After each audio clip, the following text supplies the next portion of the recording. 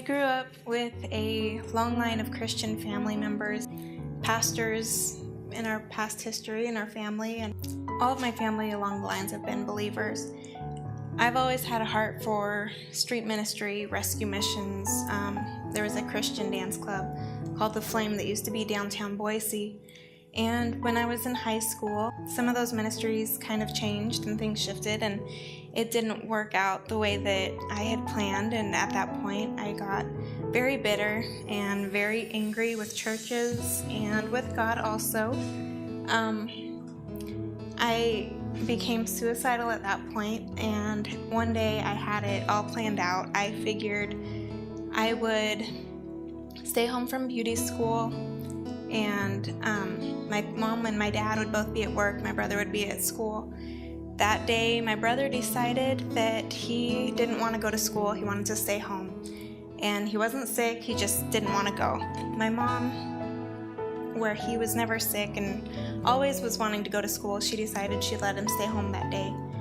And I decided I couldn't kill myself in front of my brother and have him come home or walk into my room and find me. So I decided to just move on from that decision and put that at the back of my mind.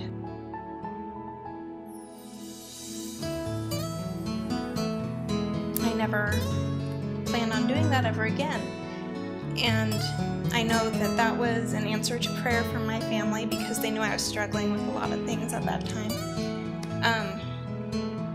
From then, it went to a few weeks later, I found out I was pregnant.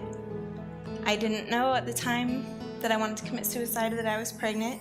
So had I committed suicide, it would have killed me plus my baby. Or if I hadn't died, my baby would have. At that point, I knew that I needed to move forward and be an example for my daughter and be the pillar of faith that the generations before had had in our family. I didn't want to be the one that ended with. One of the prayers that my family has prayed for is for our family to become witnesses throughout the generations. And we have recordings of my grandpa at churches with that prayer that we had heard growing up.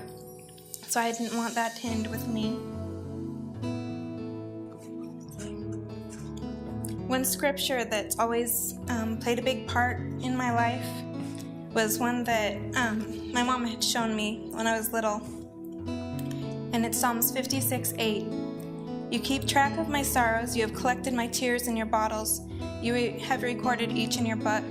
I believe with my family, all of their prayers and all of their sorrows and everything that they've prayed for the generations that are coming, that those are being fulfilled, and it's continuing and it's not going to stop because God records our prayers and they don't stop. When we're done praying, when we're done on this earth, they're still there going.